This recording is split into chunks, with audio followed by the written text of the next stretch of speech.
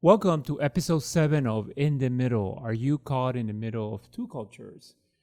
In this podcast, I talk about the experiences of living in two or more cultures. Hi, my name is Eddie Minaya. I'm a creative professional living in the DC area. I was originally born in Peru and I live in the DC area, and I've lived here since I was 13. In the last episode, we talked about how people reacted when they here in the United States when they hear another language. We talked about a video that YouTuber Angela Rose did in her channel about surviving in Lima, Peru, speaking only English. If you want to hear about those experiences, listen to episode 6, which is the previous episode. Today we're gonna shift gears, and we're gonna talk about more about the differences in culture and how we, the Latino people, show our love to our family and friends, and we're gonna compare it to the American culture. So, have you ever had a friend or family member from that is Latino, or if you're Latino yourself and you can relate, who made a nickname about you or someone you know based on the things that they're most embarrassed about? Let me give you an example. If you were overweight, maybe they'll call you gordo, gorda. Maybe they added the word ito or ita at the end, gordito, gordita, to make it sound more of a loving part of it. Or, for example, if you had a big head, they will call you cabezón, which means big head. And then, for example, if you're bald, they will call you pelao, meaning it's somewhat of a slang word, which means having no hair. In the Hispanic culture, we pick in our physical and mental defects, and we label them. But this is really how we show that we care and that we love you. I know that sounds crazy, but that's just how it is. If you like this content, don't forget to subscribe to either the YouTube channel or the places where this podcast is being streamed. Apple Podcasts, Google Podcasts, Spotify. Search for In the Middle Podcast. Are you caught in two cultures? And you'll be able to find it. So let's get back to it. When an American person finds out that a nickname is based on someone's defects, they get agitated and think that it's disrespectful. Not to mention that could potentially be legal implication if you have something like this in a workplace. But how can you explain without offending a person born and raised in the United States that this is acceptable in the Hispanic culture? Or is it acceptable in the Hispanic culture? Or should it be acceptable in the Hispanic culture? Here's some common nicknames that I've heard over time that are pretty common and that most people that speak Spanish will or that grew up in a Spanish household will definitely understand. Cojo, that means when you limp, they will call you cojo, and again they will add the words like ito, cojito, cojita, to make it sound like it's not too bad. The one word that even today, there's a few of them that are, for me, it's still because I grew up here in the United States, they feel a little wrong to me. One of them is chino and china, and that's has become such of a word that even even people here in the United States know what it means. Chino in China, if you don't know what it means someone that looks Asian. And even Asian people here in the United States, when they hear the word, someone speaking Spanish, and they hear the phrase Chino or China, they kind of know that they're talking about them, because that's how common it's gotten up until now. We all will also heard the word gringo, gringa. We know what that means. If we hear it in a dialogue and you don't speak the language, you know they're talking about a white person. You maybe never heard of the word Colorado, not Colorado. Colorado, not the state. But Colorado means someone that has a red hair, or someone that's a very light skin, someone that maybe is just very, very white looking. And then they will call him Colorado. Hey, here comes Colorado. The one that is still also up until today, it is a little bit of hard for me to even say it, is negrito, negrita, which means someone of a dark complexion, like an African American person.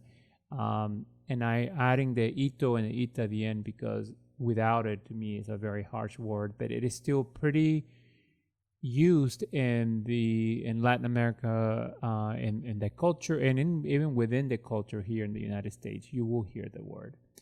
I already said the word gorda, gordita, gordo, gordito, which means overweight. Of course, the word chato, who haven't, I'm sure most people know what it is, even though for some people may also have a double meaning. Chato, for the most part, we know that's someone that's short. And then, hey, chato, chatito, you kind of add those little things to the word in order to make it sound more loving than anything else. But it is picking on the way that you look, or maybe again, if you're short, if you limp, if you're Asian, if you're white, if you have red hair, if you are of dark complexion. These nicknames are picking up on these specific things in the way you look, in order for to describe who you are. I have one of my own, and I'm going to give you a little context around it so it makes a little more sense. So in Spanish, if you want to describe something that's bigger, you add the word like on or aso. So for example, cañonazo. I hear that a lot. If you play soccer with Latino people, you heard this word. Un cañonazo means when you kick the ball really hard. That comes from the word cañón. Cañón means cannon. So like a war cannon that shoots ammunition, so it goes out really fast. So cañonazo is kind of saying, kind of the same action that you're kicking the ball really hard, like ammunition going super fast. And cañonazo meaning it went really, really, really, really hard, and it's really big. So you're adding the word aso at the end to make it sound like bigger. Another one, for example, it's bigotón. Bigote means mustache, and bigotón means just a big mustache. So that's another way to kind of express that you have a big mustache. Grandazo, for example, that's another one. Grande means large. Grandazo means, it just really means very, very large. So now that I gave you that context and you kind of see how those words on or aso are applied to certain words in order to make something look bigger or seem bigger. So when I was smaller, when I was a kid, I was overweight, and my last name is Minaya. And in Latin America, when you're in school, they don't call you by your first name, they call you by your last name. My last name is Minaya, so they added the word on at the end, so MINAYON, because I was overweight. I know that's even today. I have the kids that I grew up with when I lived there. and that I went to school when I lived in Peru. I still have contact with them. In the time that I have been in Peru, I've met with some of them, and it's funny that even until today they remember the names and say, "Hey, MINAYON," as kind of like the first hello. So even, I've lived here now for like 30, 34, 35 years, and it still sticks. You know, Another example, and this comes to, again, just a culture thing. It's someone telling you that you, for example, need to lose weight. And, sometimes, especially the older people, I want to say, they have no filter, and they would just tell you straight up, you're gaining weight. You need to lose weight. You look bigger than the last time I saw you. However, the next thing you know, they're giving you food or sweets that are not good for you, and they expect you to eat them.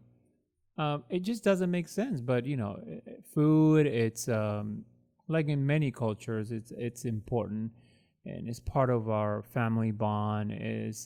It's how we gather as a family. Is how we gather as a how we kind of bring back some of our memories of the of the countries that we came from. So that's, even though they're telling you to lose weight, the next thing you know, you're getting a piece of cake of tres leches cake, and they're expecting you to eat it. So you better eat it at that point and start your diet later. So let me ask you, to the listeners, have you experienced anything like this before? Did you experience anything like this growing up in a household that maybe it was more than with more than one culture? Did you have a nickname? Did your dad call you, or your mom call you, have a nickname for you? Or did your mom and your dad had a nickname for each other? I've seen that too. If you like this content, don't forget to subscribe. We're streaming this podcast over YouTube. It's also in Apple Podcasts, Google Podcasts, and Spotify. Search for the word "In the Middle," or you call it "Into Cultures," and you'll be able to find it and subscribe. So when is it appropriate to make nicknames for people, or nicknames at all? Here's another example and how I carry this to